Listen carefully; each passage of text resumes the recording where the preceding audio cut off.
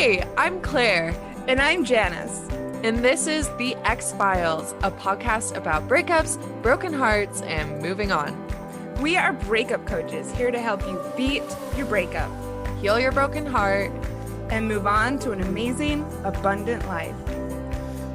And welcome to another guest interview on the X-Files guest interview series. Woo woo! So we have all of our guests have been very, very cool, today included. We are welcoming Whitney Oppenhuizen, pronouns she, her, to the show. And this is just such a cool interview and guest on so many levels and for so many different reasons. Yeah. One of them being that you worked with her, right, Claire? Yeah. So Whitney was actually my coach, probably at least a year ago now. So it's been a little while, but she is incredible. I worked with her over 3 months, and it really, really helped me. And so she's also just like the most incredible person. And like you'll hear in the interview, her life is kind of like magical and poetic. Like things happen to her that are just like meaningful. And it's just really, really cool. And so she helps she helped me see those like poetic moments in my life as well, and really find the meaning in like kind of the random things that happen. So that's a very cool endorsement. Yeah, of her coaching. We're of course going to leave her information in the show notes, and we will be promoting her on Insta. So if Claire's recommendation sounds good to you, if you like what you hear, go and check Whitney out. Yeah, she's incredible, and she's a really good just follow on Instagram too if you're just looking for more inspirational and insightful content. Super recommend. Yeah, so same. Yeah, your nails look really amazing, by the way. Thanks. I'm on a nail kick. Yeah, I know. I've noticed. I'm enjoying it. So what were a couple of your favorite parts about this interview? Oh my God. I mean, I've mentioned the stories before. Those are really big. And just you guys will hear the stories. Yeah. I mean, I think she's got a really, really cool and interesting breakup story. That was something that I originally wanted to do with this podcast, is let people just kind of come on and tell their breakup stories. Exactly. And she's got a really interesting one. And also I was very impressed with just her ability and knowledge about manifesting. And I think that it's going to be really inspirational to people who listen, who want to call in more magic to their lives. Yeah. And also from a breakup perspective, she really was like, I'm done with this. I'm done with you. There's no gray areas. There's no, are we going to be friends? I am moving on. And moving away. And that's something that I think a lot of people who listen struggle with. And she is a perfect example of how you can do that consciously and mindfully and have it really work for you. So pay attention. And I think I said this at the very end of the episode, but I should say in the beginning that this is definitely a pen and paper episode. Yeah. There's some really good things to take note of. So, if it's on the notes app on your phone or whether it's pen and paper, there are definitely some things to jot down that can be really helpful. But I mean, I'm trying to not give too much away of the episode because it's so good. But I think you're really going to love Whitney. And I hope. Let's get into it. And if you do like this episode, if you liked previous episodes, if you wouldn't mind leaving us a review on Apple, we'd love that. It helps more people find us. It really is true. So with all of this said, let's get into it. Let's do it. Welcome, everyone, to another episode of X-Files and another amazing interview in our guest interview series. Very exciting. Thank you all for being here. And thank you to Whitney Oppenhuizen for being our special guest today. So this is really cool. Claire used to coach with Whitney, and now she's a guest. Whitney also was in Beautiful You, another generation though than us. Yeah. So she comes from the same lineage of coaching as Claire and myself. She's out of Jackson Hole, which is super cool. Super cool. And she is an intuitive relationship coach. So hello, we just had to have her on, right? Obviously.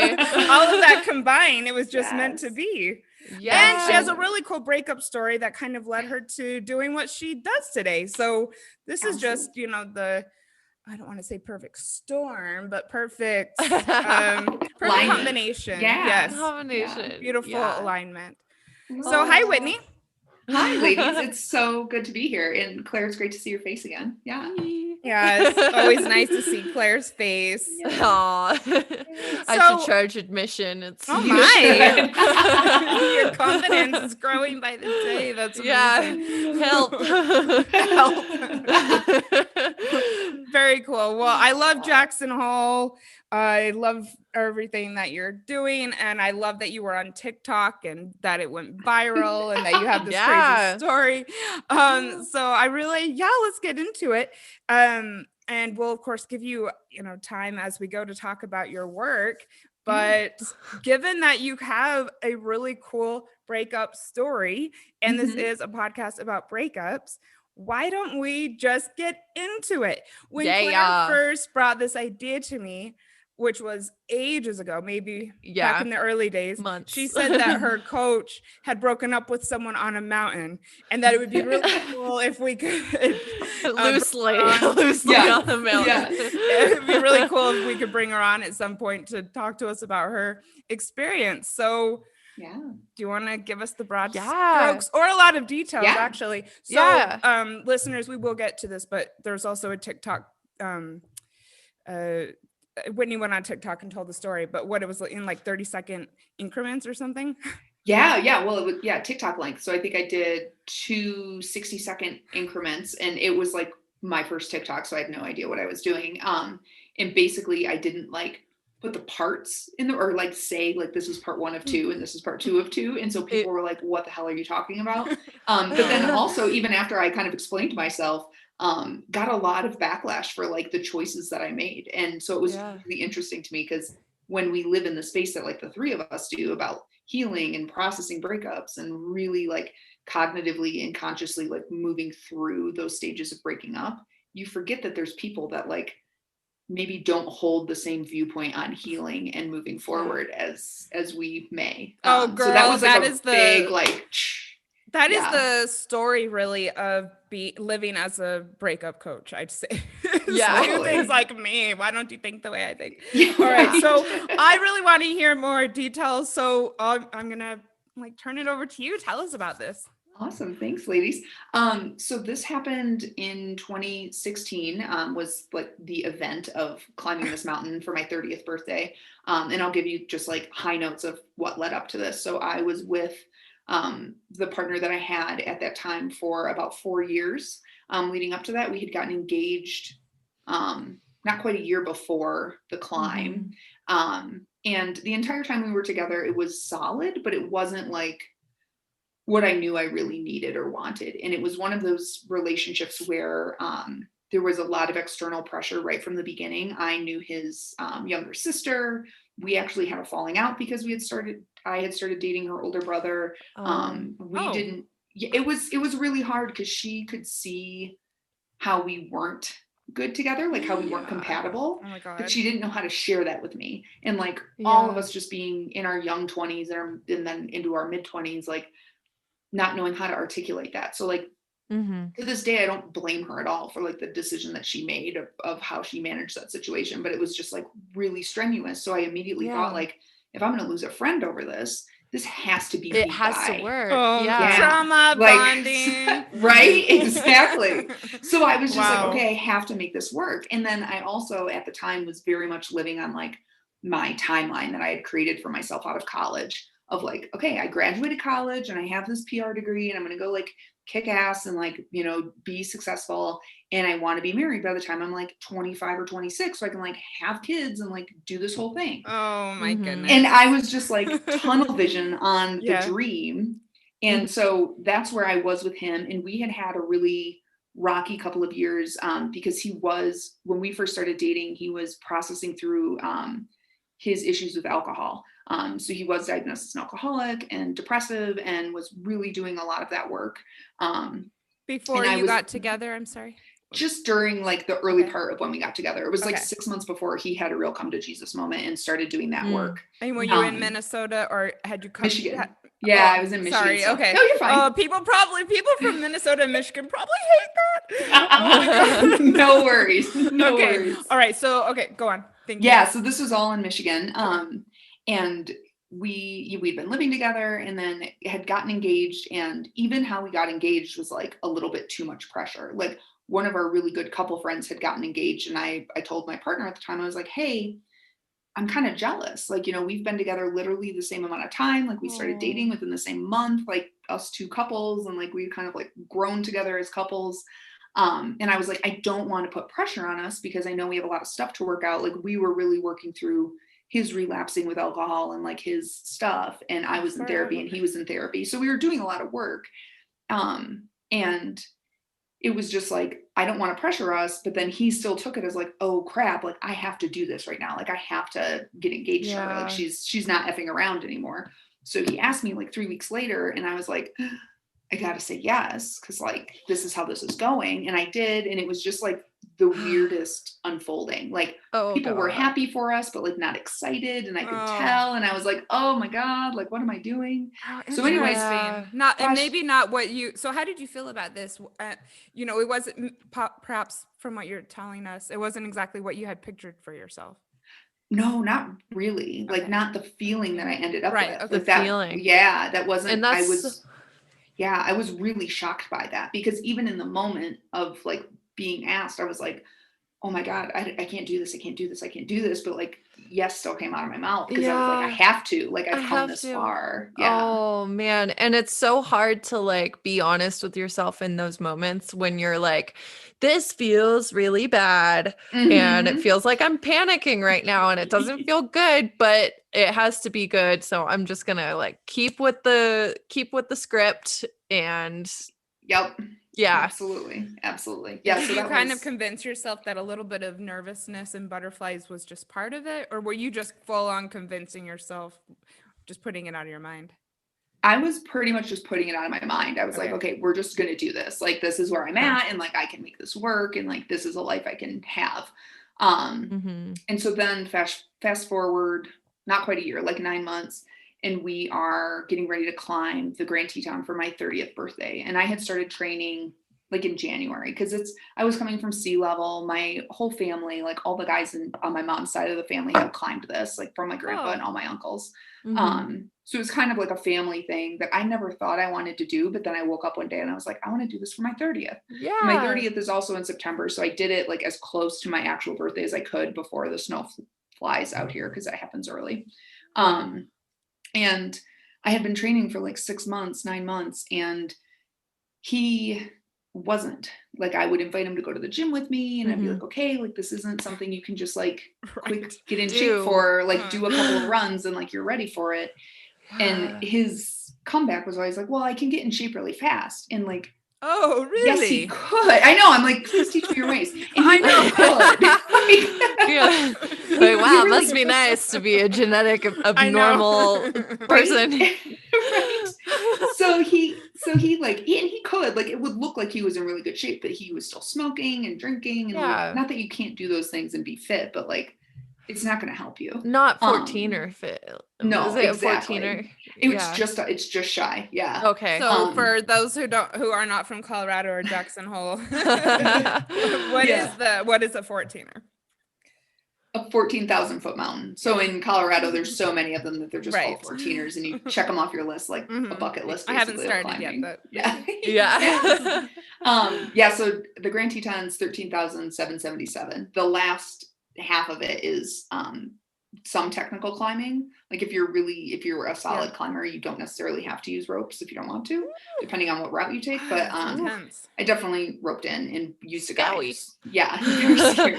So so we got here and did this, did like some prep hikes and kind of stayed out here for like 5 days. And it was like a 4-day process. You had to do 2 days of climbing school to like make sure you were belay certified and like knew what you were doing and like, tying the knots right and everything. And then the first day you hike up, it's about a 6-hour hike up to what they call the lower saddle, which is where they have like a little camp set up.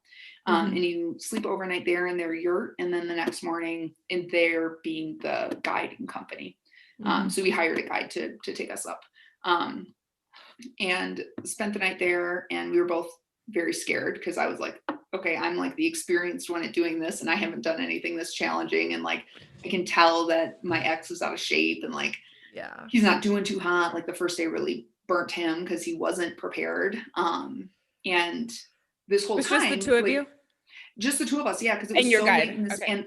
And there was actually another woman who she's fucking amazing. And I forget her name, but she's an amputee and she was climbing like most of the more technical or tallest mountains in every state as an amputee. Like she had a prosthetic, but she was a badass. So it was like her film crew and her and me and my ex and our guides, like just chilling in this yurt for a night. It was really cool. With a film crew while everything is going down. They're like, let's capture the drama.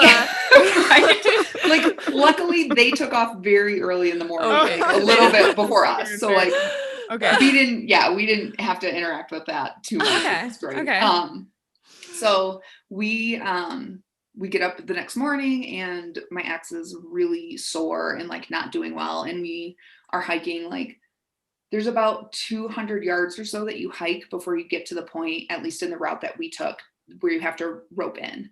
And once you rope in, if you're climbing, like doing alpine climbing, once you start, you all either get to the top or you all turn around and go back down. Like there's no splitting up. You'll just say, like, I'm good. We're just going to go this far. Yeah. Okay. Yeah. You're like, you're right. committing. And like, if one of you can't make it, none of you can make it because you're all roped in together. Oh my God.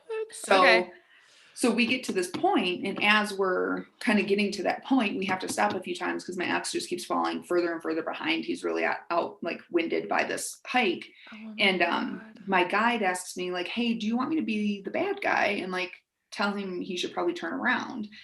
And I was like, oh, like, I don't know. Like, I don't want him to be, but like, I'm climbing this mountain. And like, for me and my family and like my family's lineage here in Jackson Hole, my grandpa came out here in the 1940s and works at the summer camp that I then went to as a kid and worked at in college and still work at part-time now. That's cute. And like, yeah, so we're really like, I love this place. It's like, I call it my soul's home. This place means so much to me. And when I lived in Michigan, I would come out here for like a week or two at a time and kind of like fill my cup and then go back to like my corporate marketing life and like just like slog along until the next time I could come here. And at that time, like I had zero intention of like moving to Jackson Hole full time or quitting my corporate job. Like I was like very much entrenched in my like, middle-class American life. Like I was like super excited and like happy about doing what I was doing and like buying a house with, my then fiance and all that stuff. But as we're doing this climb and as the guide is asking us, like, do you want me to be the bad guy? I was like something took over me again and kind of woke up that I hadn't been awake for like a long time and was just like, yeah, do it. Cause I'm not climbing this mountain today. Like I have to make it to the top. And then to add more to it, my grandfather, who I was really close to, who came out here in the 40s, he was on his deathbed at the time. So he was like, it meant a lot to me to be able to connect to this place for him and climb this mountain that he had climbed multiple times and just like kind of be present for my family here. And so I was really motivated to get to the top and like be able to have self-service and call my grandpa and be like, guess where I am? Because it was just such a special spot for both of us. And so that happened. And the guide was like, okay, like we can't start this and then not finish it. So speaking to my ex, like, do you think you can make it? And he was like, I really don't know. And we decided that he would turn around and go back to the campsite that we had stayed at the night before. And my ex immediately was just like crying and really sad and was like, don't break up with me. I don't want you to break up with me. Like, are you going to leave me? Like all these intense questions. And I'm just like, I don't know what I'm going to do. Like, first I'm going to go climb this. Well, yeah, I mean, that in and of itself, yeah. it's like, can I please have my moment? You know, Right? like, can we Yeah. not make this about you? You know, like, I'm kind of trying to do this important. It's like you had the chance to train for it, and now that you're not like capable of doing it, like just wait for me and we'll come back when we're done. Exactly. Did you just leave? But it was just like, no, waterworks. Like, oh, wow. meltdown. Yeah. And I had actually given him an out at the very beginning. I said, I want to go do this for my 30th. If you just want to meet me at the trailhead with beers, cool. Like, I don't, because he was not an outdoorsy guy like that. Like, he'd go to the gym and work out, but wasn't like a big hiker or anything. So. And that's perfectly fine. Having someone waiting for you to like kind of celebrate with after. Why not? Like, that's just, I'm going to say it's just as good, but that's exciting as well. Totally. Yeah. And like, I knew where his like level of comfort was with this kind of stuff. And I was like, I don't want to set us up for like a failure. And I really want to do this. So like, this is the way to do it. But he had said, no, I really want to do this with you. I want to have this experience. Ooh. So here we are, and he's turning back, and I just basically tell him exactly what you guys did. I was like, I can't talk about this right now. Like, I'm going to go do this. It's my birthday present to myself. And like, I will talk to you when I come back down in a few hours. And we got up there. It was like 4 hours or so of climbing, which was awesome. It was beautiful. Oh, cool. It kicked my butt. And it was so amazing to just be at the top and looking at Jackson Hole from a totally different perspective. And it was so quiet. It was like myself, my guide, and one other 2-person team up there. So it was really, it was cool to just be like. And the views already there on the ground are so beautiful. Yeah. So, that must have just been so transformative and memorable. Definitely. Right. Yeah. And so, so I had a moment to call my grandfather and kind of talk to him, and then headed back down. And that was like an interesting kind of long route to get back down to where my ex was. And then we meet up and like have a quick lunch and then hit the trail to get back to our car and everything. And he's immediately asking those same questions again. Like, are we going to break up? Are you mad at me? Like, what's going on? And just like dogging me. And then when I'm like not responding, I'm like, I don't want to have this conversation here. Like, we're with our guide. He's very experienced. He doesn't want to be along for the ride with our like fucking relationship drama. Oh my God. Like, of course let's just hold the phone and we can have a conversation when we get back to my family's place here. And he just keeps pushing it. And then when he can't push me anymore, he starts like dogging on our guide, who like, I'm not going to mention his name, but he's a extremely accomplished alpinist and has like climbed unnamed like first ascents in China, and like he knows his fucking shit. Like, right, yeah, I believe you. Yeah, and he's like getting dogged by this dude about going too fast down a trail, and he's like, but like he finally was like, I'm gonna trot ahead. Like, I'll see you guys at the trailhead. And I was like, by all means, thank you very much for your work and keeping me safe. Yeah, and yeah, so that was just, it was hellish. And then my parents pick us up. So I'm just like in tears at the trailhead, like so frustrated with him. And then my parents pick us up like all excited, and they're like, you did it. And I'm like, I did it. He didn't do it. And then they go into like triage mode, and they're like, oh, but it's okay. You know, like they're trying to straddle the situation. They don't know how we're feeling. So it was just a mess. But then fast forward to like that evening, we're at my family's house here talking, and my ex said the thing to me that finally like pushed me over the edge. And he just said, well, I didn't know how much this meant to you.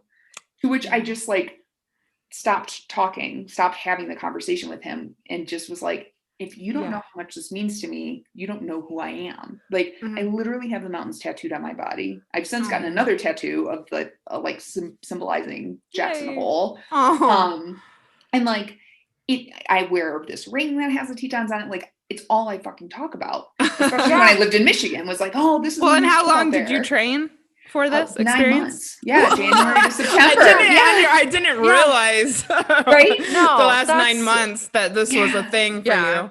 Yeah, and that's crazy. Like, that's when it clicked for me. And it's actually the birth of, and I know we were thinking about talking about this a little bit later, potentially too, in our conversation. It was like the birth of my needs, wants, and desires, because I just realized at a chemistry level, we totally had it. At a compatibility level, he did not have the type of personality that I needed to be supported. And then he and I couldn't make space for each other in the way that like he needed to be supported either. Like I wasn't going to fit what he needed from somebody. And then you realized this all in this one day. Yeah, basically like within 48 hours, I was like, holy crap. Or it was kind of the culmination of many things that you kind of knew, but it all kind of came, all the things it became very real. You were trying not to think about all of these things, and suddenly like you couldn't ignore it anymore. Totally. The universe just threw it right back at me and was like, here you go. Like here's it all at once. Oh my express package. And I had been asking to go to couples therapy for like a long time. And finally after this, he like agreed. He's like, let's go to couples counseling. Like, I don't want to wreck this. And we lived together and we had been together for 4 years. And it was like, oh, I can't just like up and leave. We had a wedding basically planned. Like I was like waiting to send the save the dates until we got home. Like it was all happening. And so it was like one of those things where I wanted to continue to give it more work, but I knew I had already done everything I could. So it was like this weird exposure of how I had really been feeling with him. And then with men, at least in my experience, personally, and then in my relationship coaching, there's this theme of women trying and trying and trying. And this is specifically like for a hetero relationship, but I think that this dynamic crosses all boundaries. There's generally one, maybe more feminine feeling individual that tries and tries and tries and might not bring it up right away, but they just start pushing. And then by the time it's a big enough thing that they say something, the more masculine person in the partnership is like, oh, what do you mean this is a problem? Like, I had no idea you were trying so hard for so long. And it's just like, he was trying to catch up, but he just couldn't because I was already just like done with it. Yeah, exactly. You'd already kind of disengaged and been like, no. And there's also like that trope of like, oh, well, you don't want to change people, you know? Exactly. And it's like, yeah, you don't want to change people for the sake, like you shouldn't get with someone and be like, oh, they'll be so great once I've changed all these things. Totally. But there are some things that you hope like evolve a little bit to come more into alignment.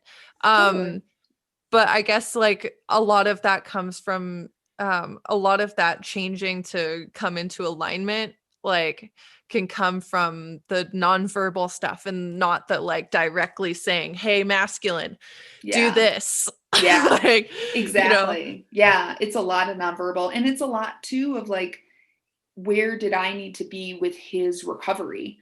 Because that was still an issue too. And like his taking care of his own depression and realizing like, through the therapy that I was going through, I realized that I am a codependent personality type. So I was raised in a family with addicts, and so I naturally filled that role of codependent. And so as I was having my awakening and saying, I don't want to be like this anymore, or I at least want to be able to throttle my codependency, it was vastly changing our dynamic. And he wasn't comfortable with that because I wasn't there for him in the same ways. So it was this huge, like couple of month, like reawakening, because we got back home, we called off the wedding and the engagement, but we were still together.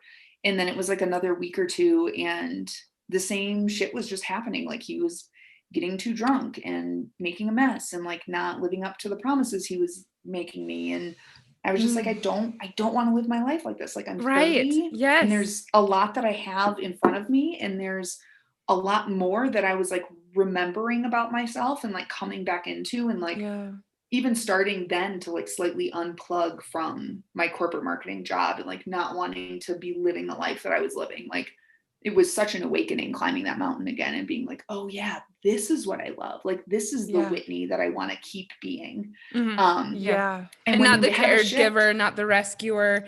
And it's not, I mean, I've coached lots of people whose exes have these issues and they really struggle with feelings of, I didn't have unconditional love, or, you know, relationships are meant to be work, and, you know, and they struggle with the guilt, but you know, you actually do get to choose what you have in your life and what you don't. And that Exactly. includes other people's problems. Yeah. And, you know, prioritizing yourself. Just Very because little, but- just because you can doesn't mean you should. Absolutely. Yeah. And I think that that's such a key thing is relationships are work, but it's work in tandem for a common goal. It's not you working to change yourself to be better to fit another person, or you working to change another person to fit you better. Or working to help someone get through their own shit. Yeah. shit. Yeah. Wow. So I can imagine.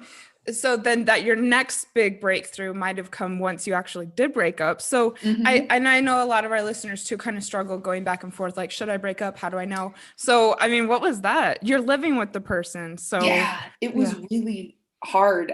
That day, it was a Thursday. It's so funny the days that you just like remember. It was a Thursday and I had therapy that morning.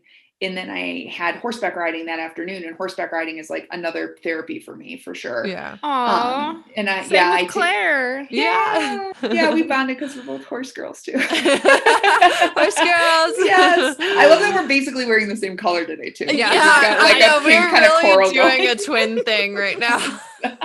Lovely. I love it. So that day I had therapy, and my therapist pointed out, like, okay, Whitney, you've been sitting in this chair for like 15 minutes and you've mentioned wanting to break up with him 3 different times, but like not knowing how. So like, this is probably a sign, like, can't tell you what to do, but this is what you've just said to me. And that sat with me all day. And then there was something that came up in my riding lesson with my trainer, and I was riding this horse that I always had ridden before. And he had a tendency to, like, I won't go into all the horse stuff, but he had a really bad habit of like cutting corners and like dropping his shoulder coming into a jump, which is like not something you want to do because you want as much space and good alignment as you can, like coming into a jump. Okay. And every single lesson, I always struggled with this horse because he just had a really bad habit of it, but he would respect his rider if they learned to really cue him the right way and they really didn't let him get away with it. So he would stop doing it after you like kind of schooled him on it enough to be like, nope, you're not getting away with this crap with me. He was like testing you. Yeah, totally testing me. And that was like that was the first lesson where he didn't do that to me. And my trainer was like, see, when you give the same feedback over and over again, it has to break through eventually. And they have to respect you enough to listen to what you're asking for. And I was just like, oh my God, I need to pay you what I pay my therapist, because like this like holy life lesson. Wow. Yeah. And it's horses have always been an analogy for relationships for me. I don't know what it is about it, but yeah. Maybe Claire, we can do an episode on the horse. Oh my God, partner they teach analogy. You so much. They teach you fascinating. So much. Okay. Yeah. So that was that day, and I just really realized like I cannot keep doing this again. And then on top of it, like at that time, I didn't want to go home at the end of every day. I was always finding errands to do after work, and like, there were so many signs of just me not wanting to be there anymore. And so I came home, and then on top of that, he had gotten into my journal. And I found that he had like my journal open while I walked in the door after that riding lesson. And I was like, my mind that people do that. I have never done that to a partner. I've had it done to me. I don't, it's shocking.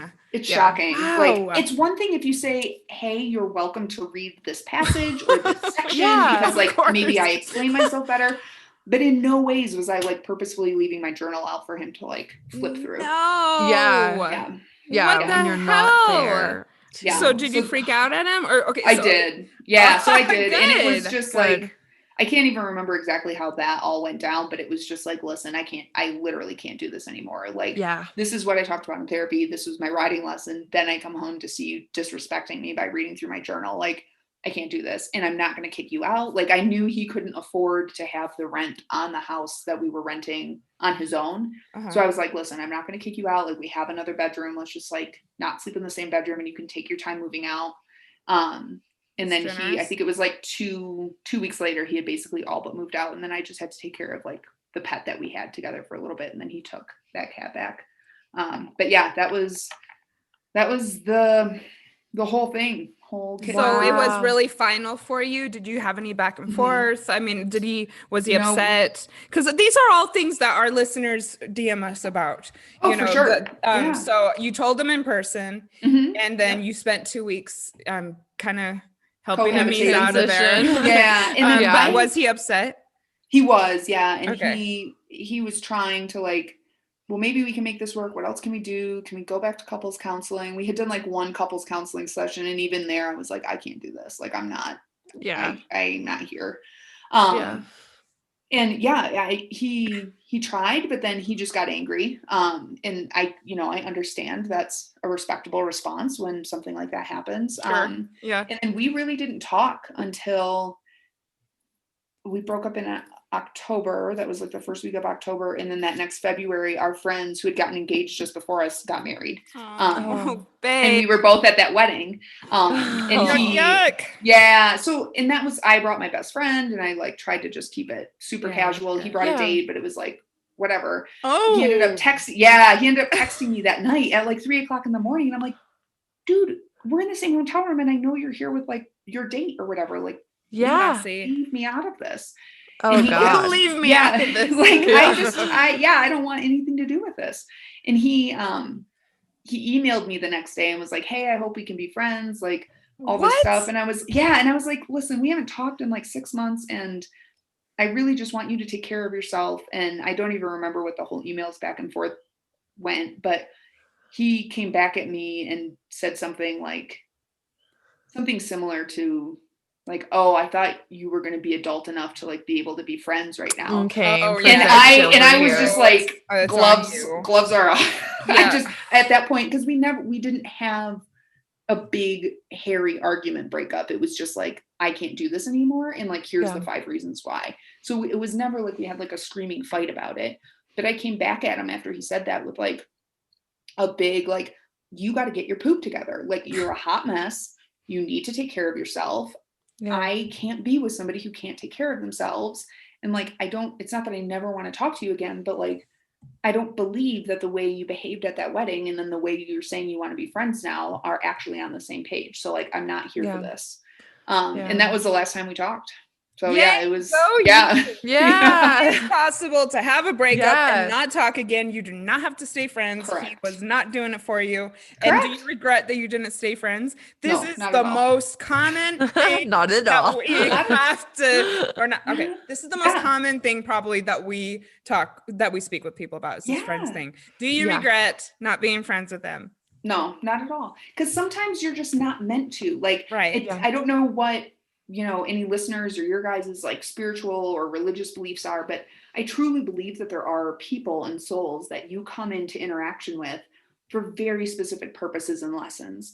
And they can be with you your entire life. They could be like soulmate best friends. They could be soulmate romantic relationships. They could be your parents or your brother or sister, you name it, your child even. But sometimes you are just meant to have somebody for a couple years, a couple months, and then they teach you a lesson, they show you something about yourself, and you go your separate ways. And it actually does more harm than good to try to hold on to that and to hold on to like that part of yourself. It's really funny because before anytime I do like a podcast recording or a call with a client, I pull a tarot card. And I pulled the 6 of Swords today for us. Tell us about it. It is all about transition, change, rites of passage, and releasing baggage. Oh, that was like perfect. I love it. And we're pulling cards from now on. I never thought. Yes. I'm learning so much from you. Oh, no, the 6 of Swords. Swords. Yep. How cool. Yeah. Releasing baggage, and that's the thing. Like you're breaking up with someone, why not release it? Mm-hmm. Especially when you're telling me all of these bad things about it and what a drain this person is and how stressful the communication is. I was like, well, imagine what it would feel like to release that. And I asked my clients that, like, what's the best case scenario? What's the worst case scenario? And likely. I mean, you're that metaphor feel a lot lighter. Oh, I felt so much lighter. And it wasn't that I didn't still have more work to do. Like you do that big transition of a breakup, and then you have a lot of internal soul work to do and like releasing and discovering. because it was the following April, I went on like my first solo international vacation to Ireland and met a guy and had like this little fling with him. And he was basically the Irish version of my ex. Oh no. And it was because that was what I was tuned into. And that's what I knew. Yeah, and it was so fun. And he was like a great personality, like my ex was. But I knew inherently, like while I was with him and like experiencing Ireland and like hanging out in pubs with him, I was like, oh my God. Okay. So then I had enough observation and like detachment from it that I was like, what is it about me that is attracted to men like this? And why is it harmful? And what can I change? And I just started digging into all of those questions and figuring out like, how do these guys actually serve me? Like, what would I really need from a partner? And that's where like the needs, wants, and desires category kind of really started getting like worked through in my head in more detail. Well, I do really want to get to that. That's one of our main points. But first of all, I'm really glad that I got, the half-hour version rather than the 90-second version. Yes. What a cool breakup story. Yeah. Okay, but then Claire wanted to touch on this, and I kind of do too. So, so we're jumping ahead now. Sure. 5 years. And so you went on TikTok because I'm assuming that this woman whose channel it was a coaching friend of yours, and she thought it was a cool story and she wanted to share it. And so apparently you had a bit of a mixed response from women hearing this story, right? Yeah. So I saw another coach that I follow on TikTok did a prompt of like, what's the story or what's the scenario where you just knew it was the end of a relationship? So and that's how TikToks work. They're like little like moments out of time or like one little segment of a story. So I just dove into the mountain story because that's when it clicked for me. Like, I can't do this anymore. Oh, okay. So can you just explain this? So I have to be really careful about my social media. And so I haven't let myself get too into it because I'm trying to focus on Instagram right now. So someone gave a prompt. And so you actually like went on live and said this? Or was it like scheduled that you were? No, it's basically like people on TikTok, someone can ask a question and then they answer it, but other people can come in and answer the same question. Oh, got it. Okay. Yeah. I do understand that. So it's like, tell me a time when you felt like immense fear. And then they'll say like, for me, I'll go first. Yeah, exactly. Okay. Got it. Okay. No, I don't know. It's not really germane to the point, but but it is helpful for other folks that like don't TikTok at all. And so I responded to it and just shared like the anecdotal, 2 60-second videos to like summarize everything I just shared in like a half hour. And I got some feedback that was like, thank you so much. Like, I'm in a similar boat, or like, oh my God, this reminds me of my story. And like people really sharing with me, which was awesome. But then I got a lot of feedback from men and women, which was shocking to me, saying like, you should have given him another chance. Like, maybe that really woke him up. What are you doing? You're narcissistic for putting yourself first in this way. And it was just like, oh my God. And I did like a rebuttal response, just saying like, listen, you don't have to let yourself be taken advantage of. And if you don't want to be in a relationship, don't be in a relationship. It doesn't matter what your reasons are. Like, exactly. As long as you're not malicious about it, as long as you're not saying like, this guy's the biggest jerk in the world and I'm going to like put flyers all around town calling him out. Yeah, exactly. So it's about, but what really kind of broke my heart was how many people are still in that mindset today of like, oh, I just need to keep giving them another chance. Or like, I'm a bad person if I give up on this relationship. And it's just like, not true. It's not true. No, it's not. I mean, life is too short, people. Relationships can be fun and sexy and joyful and expansive. This is not your story with this. Exactly. Yeah. Oh, interesting. Yeah. Oh my gosh. And the metaphor too, I just like want to point out before we like move on from the mountain story of tying in and how everyone who's tied in either makes it or doesn't. It's kind of a lot like, marriage, like you guys were engaged, you're going to tie in together and you both have to make it or neither of you guys make it. So I just thought that was a really cool metaphor. That's a really cool metaphor. Yeah. I had never thought of it like that, Claire.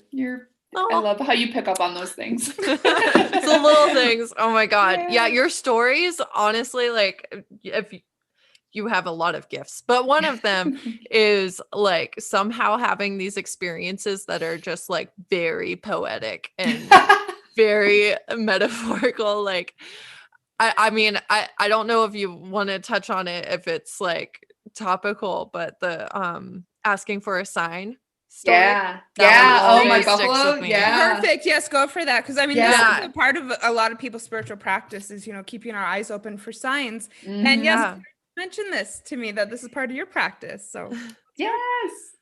So it's funny that you say that about like the poetic stories that I have in my life. I honestly think it's because when I was 13, I used to go for walks on the lake because I grew up right on Lake Michigan.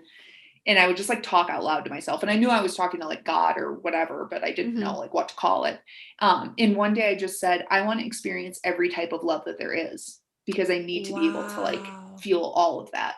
And then there were definitely times when I was like in college and in terrible relationships going, why did I ask that? Why did I do that? Did I do this to myself?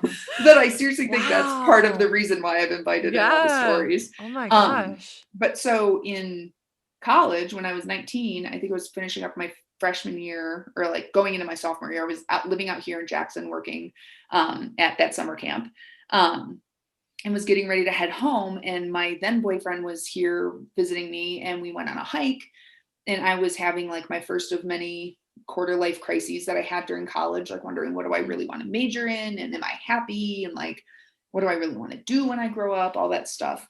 And so I told him he could just kind of go ahead, and we were hiking by the Snake River, and I just sat down by the Snake River and just kind of journaled for a second. Like I always have my journal with me in my backpack, and then decided to take a nap. And I asked the universe as I was falling asleep, I was like, please give me a sign when I wake up as to what I need to do next. Like I just feel really lost. Like just give me a sign to guide me. And I woke 19? up at 19. Yeah. Girl, yeah. wow. I know. You're high vibing. Yes. Oh my god. You went hard Yes. from the beginning. Since like day one. Okay. Yeah. And so I woke up and I had a ladybug on my stomach, and I was like, well, that's a bullshit sign. Like, I don't know what I was imagining, but like I told the universe that was a bullshit sign. So then like 30 seconds later, I hear rustling in these trees to my left, like maybe 50 yards away or so. And this giant bison comes walking out of these aspen trees. And I'm just like, thank you very much. That is my sign. I cannot wait to like go read up on the meaning behind bison and all that stuff. And he turns and he sees me, and I was like, oh crap, like they can run really fast and I have no coverage. Like I was just on a riverbank with like a sad little bush next to me. And so I kind of like get up and like scuttle behind this little bush, and he sees me and snorts and starts running at me. And I'm just like, I can't outrun this thing. Like, I don't know. Yeah. I might die here today. And at the very last second, I was like, I guess if I scream, it could scare him, or it could make him more mad, and then he'll like really kill me. I don't know. So I scream and I put my hands out and I close my eyes and I like fall backwards and I don't feel anything. And I'm like, what the fuck? And I open my eyes and there is a bison head right on top of my head. Like he's looking right down at me. My hands are in between his horns. I still have a tuft of bison fur at my bedside table from holding his head. Oh my and he just looks at me and snorts and jumps over me and like ran across the river. And I was like, I will always be very careful about what signs I ask for from now on. Ladybugs are fine. Ladybugs are fine. We like things that are under so 5 pounds. Yeah. Yeah. What? Wow. Yeah. I've had some interesting experiences with wildlife before, but nothing that up close and personal. Yeah. It was bananas. Smell bad? I don't even remember. Like I was just so overwhelmed. Yeah, like just totally. Absolutely sweating and just like, but I remember he jumped away and I was just sitting there with like these tufts of his fur in my hands. And I was like, you touched it. Oh, yeah. Good. Yeah. Oh my gosh. All right. Yeah. Well, if it's all right with you two, let's take a break. And then what I want to do is dive in to, after the breakup, what transpired that led you to move to Jackson, become a coach, and start changing people's lives and relationships. Can do. That sounds great. So 2016, you break off an engagement. Mm-hmm. Wow. So I know that moving to Jackson Hole was a big part of your story. And I know that you did hint earlier that this experience led to what you're doing now in a way. So Totally. why don't you dive into that? Yeah, absolutely. Because you were in PR at the time. Yep. I was working in marketing for a consumer packaged goods company. So like little different. Little different. Oh, interesting. Yeah. Okay. Yeah. I was Well, working can you give us an example of a So I task? worked with a specific grocery chain out of Minneapolis, Minnesota, and Grand Rapids, Michigan. So Spartan Nash was the name of the company. They were my clients. So I worked for like this big firm that like put us in-house at different companies.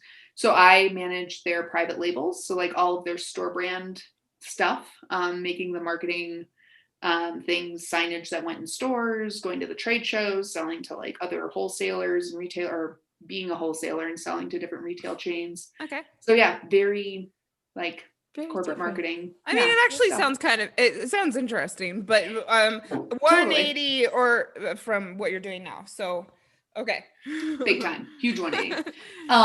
Yeah, so I was getting really burnt out in that, and it's actually pretty funny. So like I started this journey, and within like 6 months of breaking up, my lease was up on that house, and I hated that house.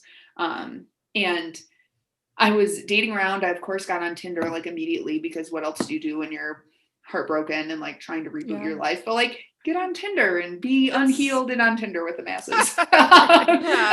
So like it's funny because like now in the relationship coaching I have a whole workbook on like, let's get you ready to get on dating apps again. Let's not just like jump out there, but like let's process a little bit first. So I didn't bother to do any of that processing, and that's what allowed me to make that book eventually. But anyway, so I'm like unhealed, dating around, dated this guy briefly, and told him like, I need to find a place to live. And he's like, oh, I know a woman in my business group who has some houses for rent. So this is one of those perfect examples of someone coming into your life fleetingly to just help you out real quick and then exiting. He connected me with this woman who had my literal dream big girl, like Sex in the City apartment for rent. And I got it like, they didn't even list it, because the Grand Rapids housing market is like bananas right now, like so many places. She didn't even list it. She just texted me and was like, hey, they're going to be done today, like doing some renovations if you want to go check it out.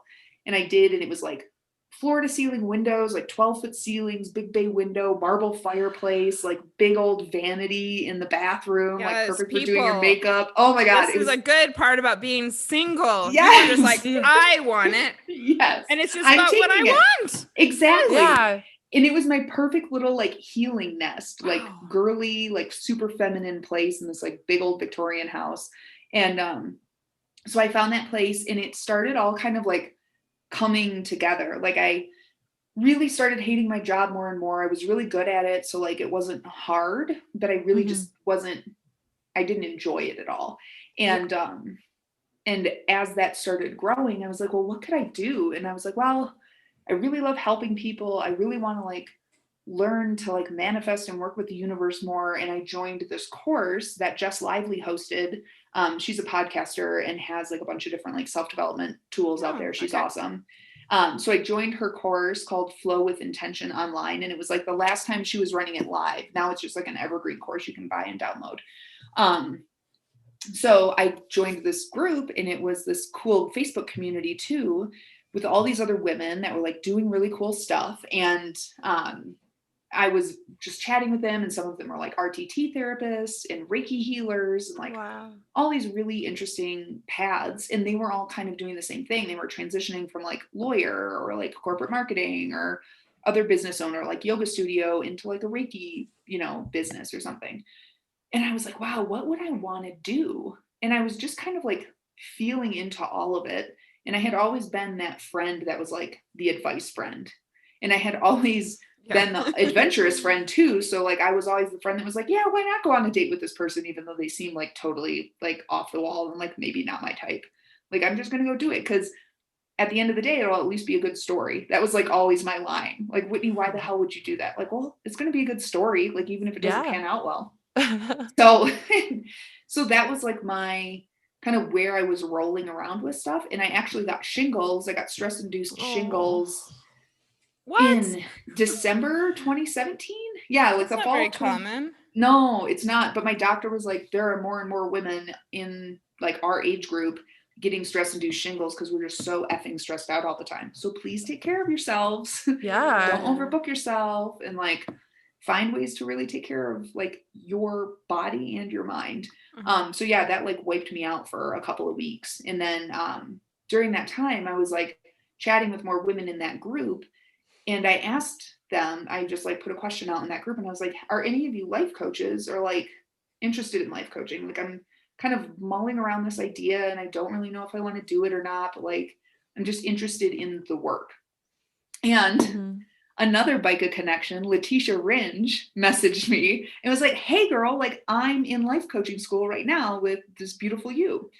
And like filled me in on it. And we did a couple of just chats about it and like her journey, because she was leaving law to transition into a life coaching business. And and I was just like, this is fascinating. And that program sounds amazing. So I signed up for like just a couple of the BICA emails. And I think I chatted with like one or two other life coaches that had been through BICA and then like one that had gone through a different program. And I was like, wow, BICA just sounds like it fits. Like that it's just a cool group of women, and like Julie's super inspiring and Letitia was really cool. And so I signed up. I was just like, fuck it, what do I have to lose? Like I'll go on the payment plan and like I'm going to invest in myself. Like I'm going to do something for me. And I looked at my budget and I like looked at how much money I was spending on like literally numbing myself out, like girls' weekends to spend too much money shopping and going out to bars too often and clubbing. And I was like, cool, if I cut that in half, I could go on this payment plan for BICA and like and be fine and like and do something that's actually going to fill my soul. So I started doing that. And I was actually, so I signed up for that, and I signed up like 6 months before it started. So it was going to start in October of that year. So this, okay. Actually, I guess I did as well. Yeah. You signed up to like think of it. really early. I signed up in January and started in May. Yeah. I think maybe it's part of their plan to build the anticipation all over the world.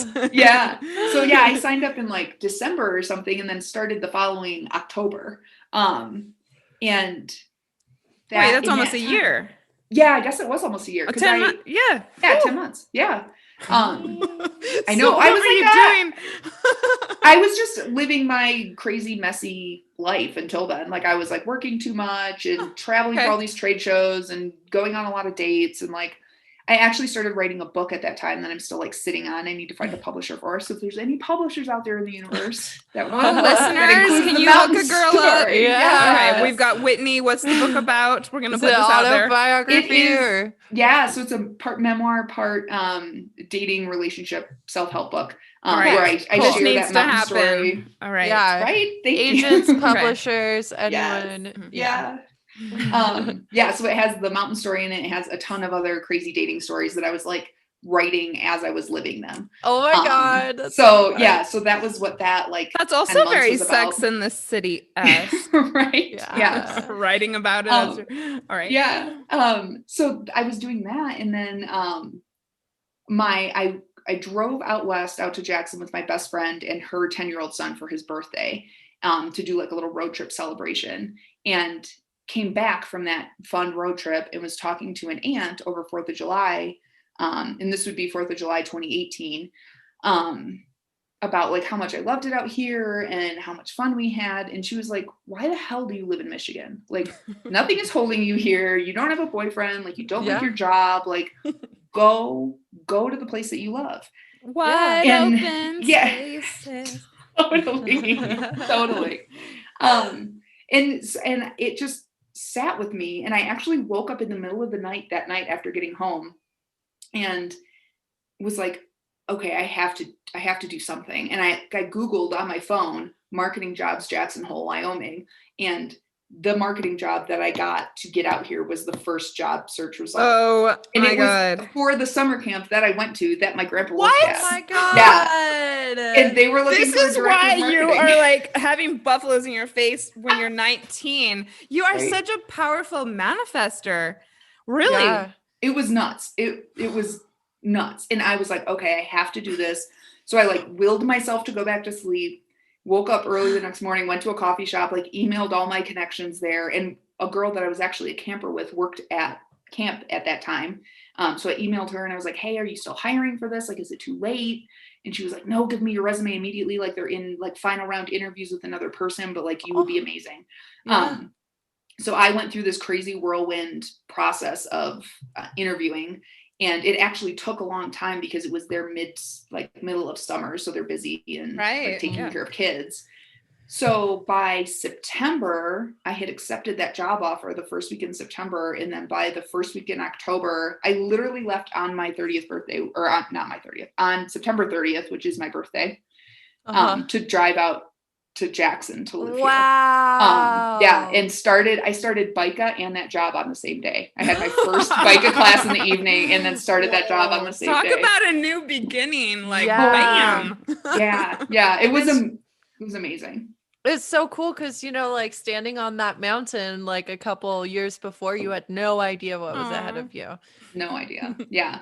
And it just opened me up. And I think that's actually like part of where the name of my business, Being Open, comes from. Like, one, it helps people say my last name right. But two, I realized in all of this work that I was doing, like, openness is the key. It's not about knowing what's next. It's not about knowing that you're making the quote unquote right decision, but it's just being open to where you're being led. Like, there is no wrong decision you can make. Like, you could break up with somebody and then realize, like, oh, maybe there was more there. And then maybe you can go back and like flush it out with them as friends or rekindle a relationship. Or maybe you break up and you're like, wow, that's the damn best decision I've ever made. But you don't know until you make a decision.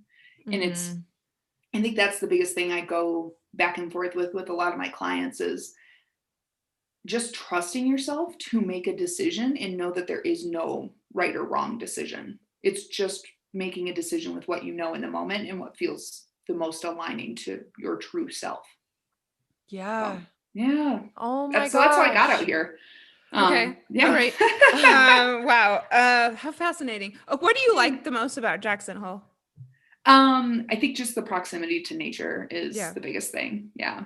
Yeah. Just being able to run right outside and be on a hike or skiing. Yes, love it. So you had a feeling to do Beautiful You. When though, did you always know that you were going to do coaching around intuitive relationships?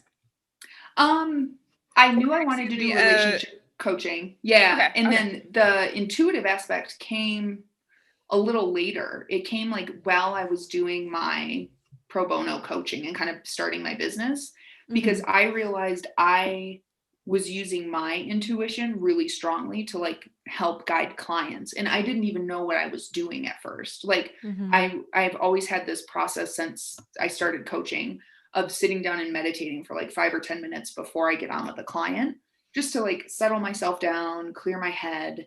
But then as I would do that, I would get like messages or thoughts in my head. And it would be like, bring up mom or bicycles or just like weird shit where I'm like, that I have no idea what this means, but it would like naturally come up in conversation. And then retrospectively, I'd be like, holy shit, that was my intuition. And like, was telling me like, you need to guide the conversation here, or this is a tool that they could potentially use for themselves. So I started using my own intuition to support my clients. And then I also teach my clients how to use their intuition to navigate their relationships. Cause it's so effing important to like get clear and hear your own intuition.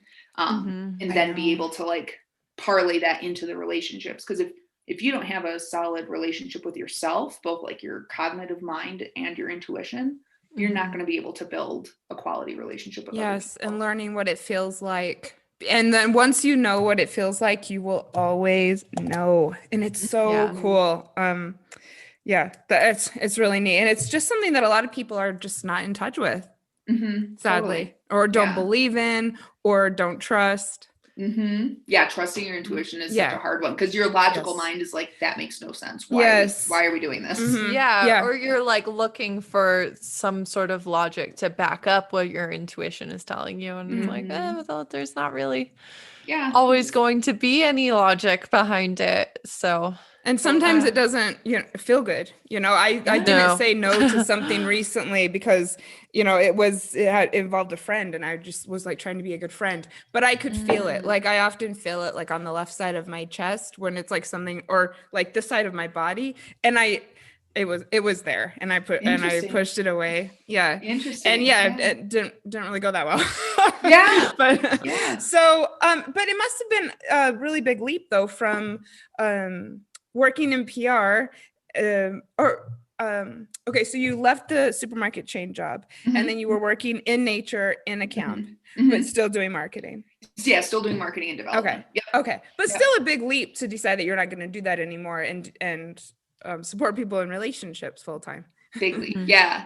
And it's felt really aligning to be able to like balance both, because I still help that camp out and work in marketing for them too. And it's been really beautiful because it's like my logical brain has a place to play and to like organize stuff and do all of that. And then like my heart and my soul are here in my business, and like just allowing me to connect with people at a deeper level and doing work that like I truly, truly believe in. Like I love the camp.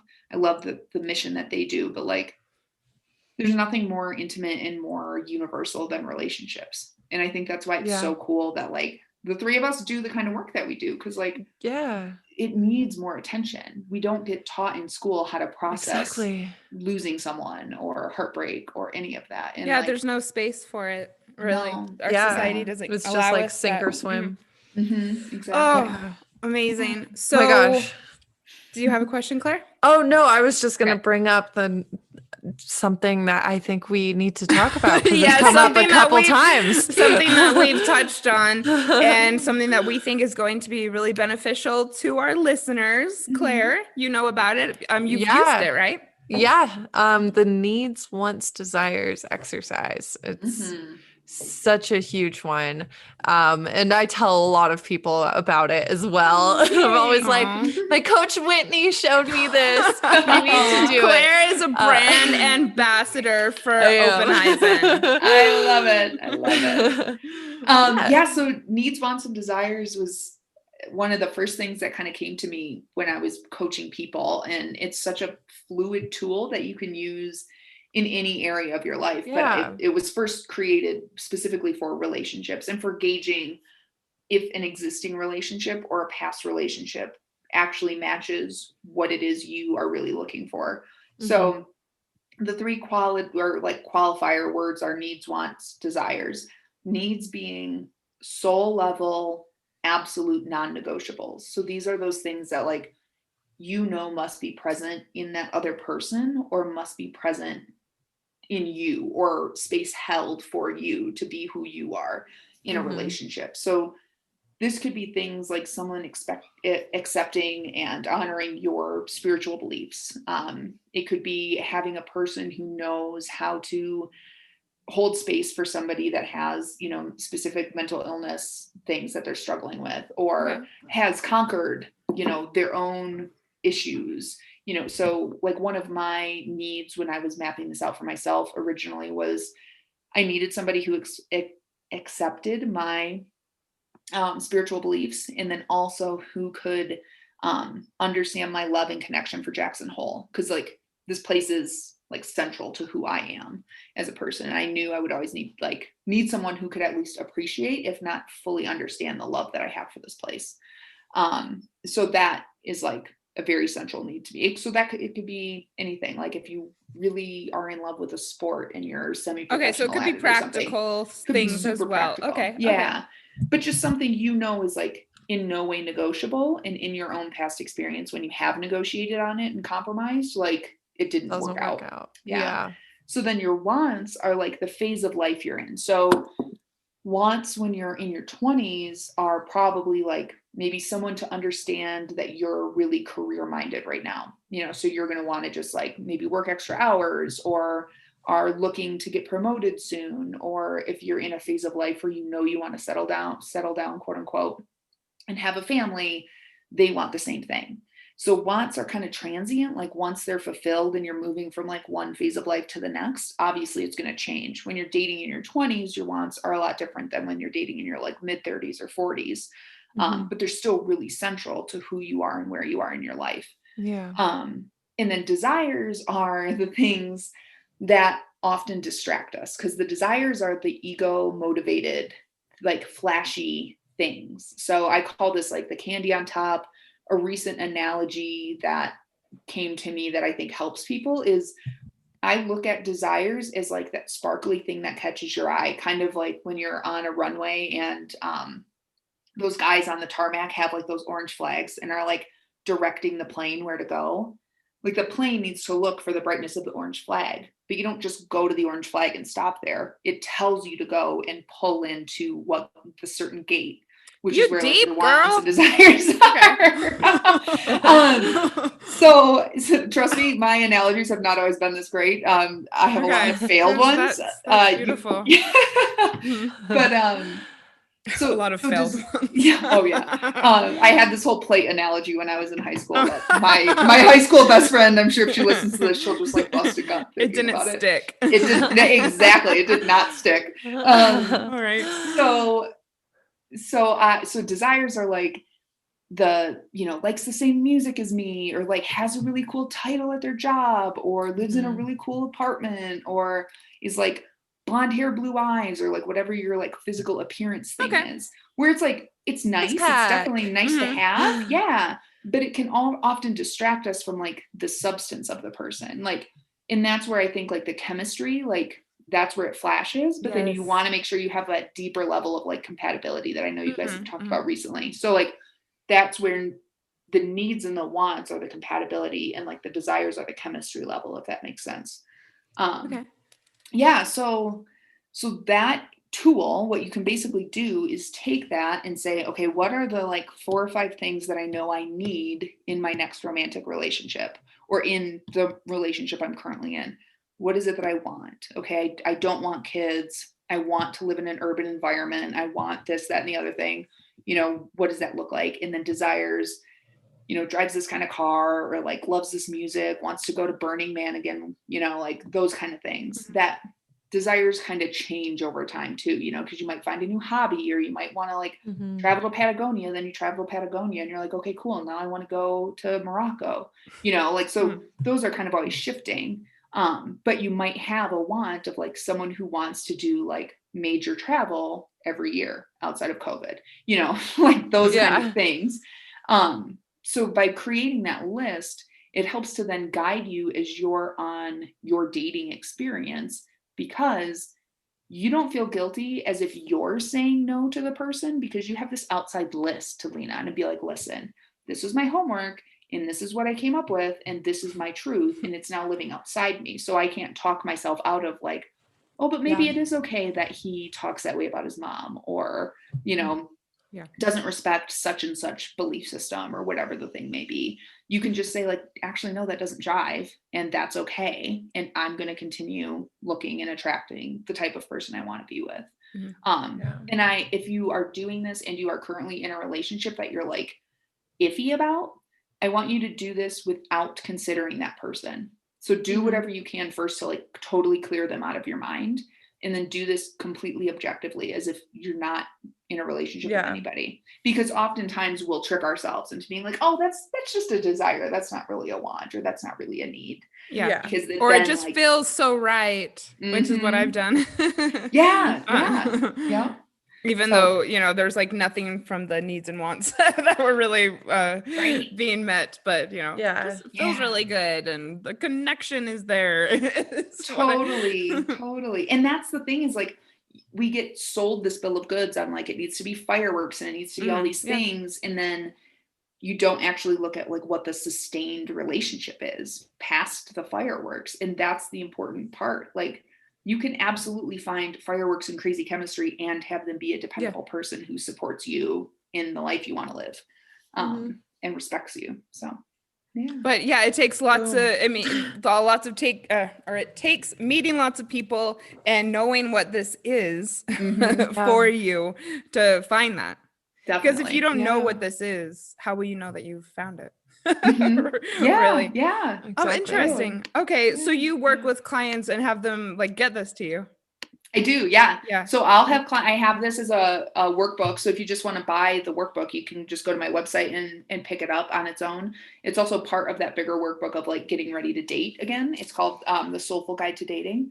But then all my one-on-one clients, I work through this with them in the perspective of whatever they have going on. So like a lot of my clients right now are actually working more on their relationships to themselves. Since COVID, I have seen like a major shift of like, yeah, people want to work on romantic relationships, but they're really realizing like I'm disconnected from myself and I don't know how to listen to my own intuition. So like my business has kind of pivoted in the last year or so of doing more holistic relationship stuff. So we get to apply needs, wants, and desires to very specific areas of life. Like you can apply that to job hunting. You can apply that to where you want to live. You can apply that to like the type of house you want. Like it's endless. I'm gonna do this. Oh, yeah. For so many things. Yeah, very cool, fascinating. What do you think are some other key areas of a person's life or journey or work, in quotes, to get ready to date again? Oh man, I think understanding your patterns in relationships is huge. So how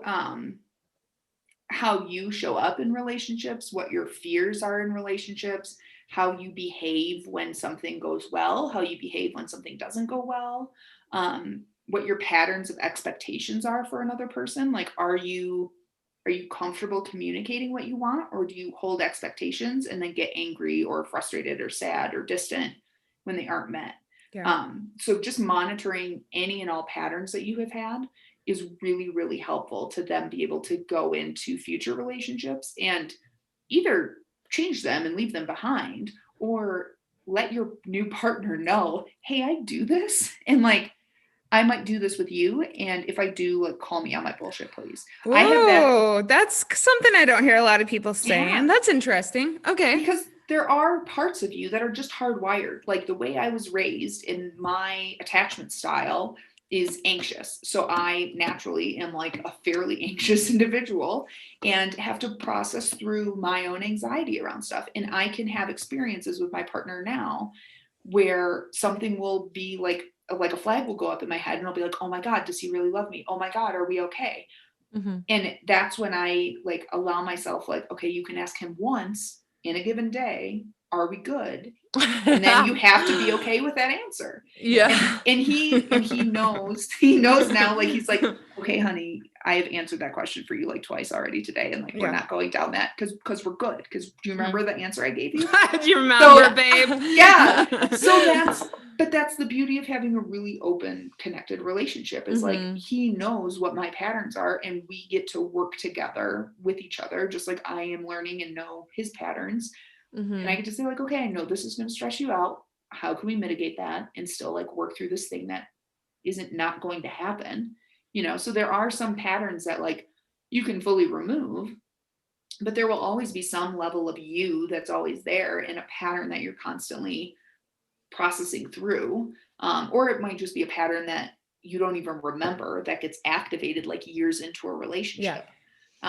So that's something too that's always popping up. So it really is about building a space in a relationship where the two of you can have your own autonomy, but you also have enough love and respect for each other to like hold space and help each other grow.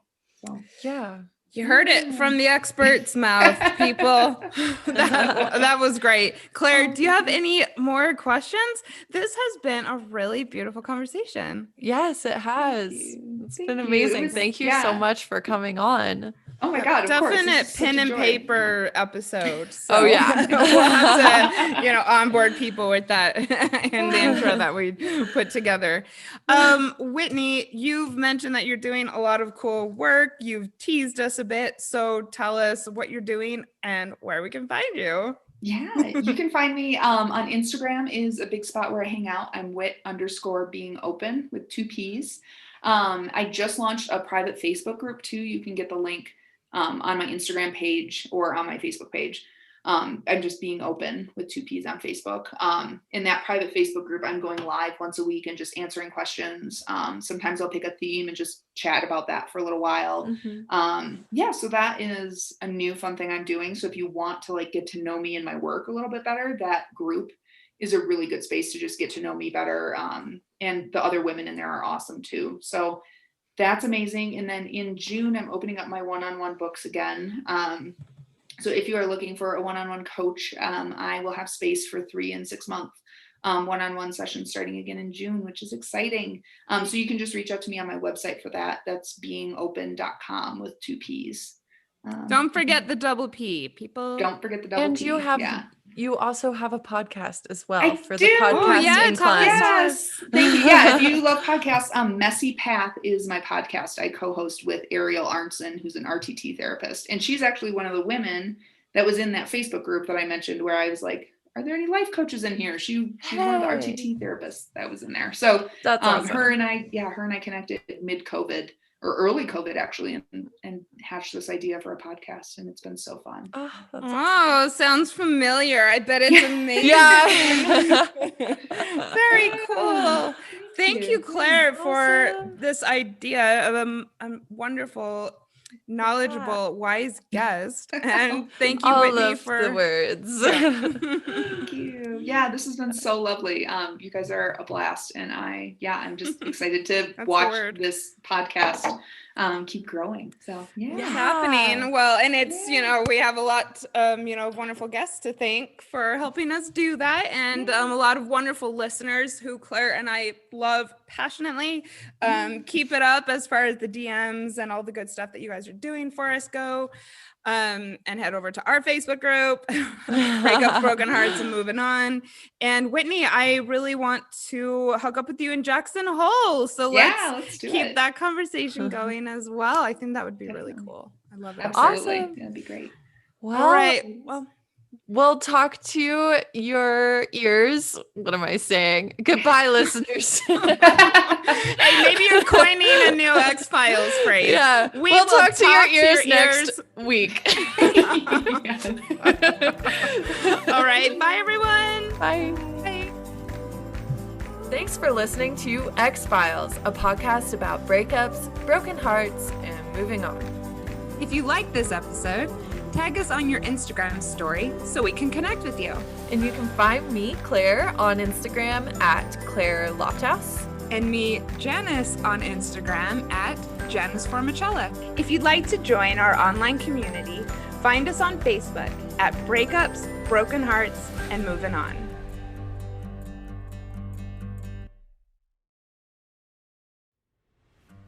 And here's a preview of our next episode. And I think when you're younger, you're just like, oh my God, someone's into me. Like, this is amazing. I need to make sure that they're having a good time. Yeah. And I think as you get more experience, you realize that they're having a great time. Like, oh yeah, they are. No matter what, they're pretty much having a great time. And and you can't be like, I mean, my experience has been is that when you do speak up, they are very happy that you did and really want to help. This is true. Women. Yes. I mean, if you can learn to talk dirty and say what you want, it's not going to be wasted time. Yeah. I think when we're younger too, going back to the sex ed thing, it is a lot about managing male ejaculation. And so that is kind of what we're taught that it's centered around. Yeah. And so it's not even, the female climax isn't even really in the context.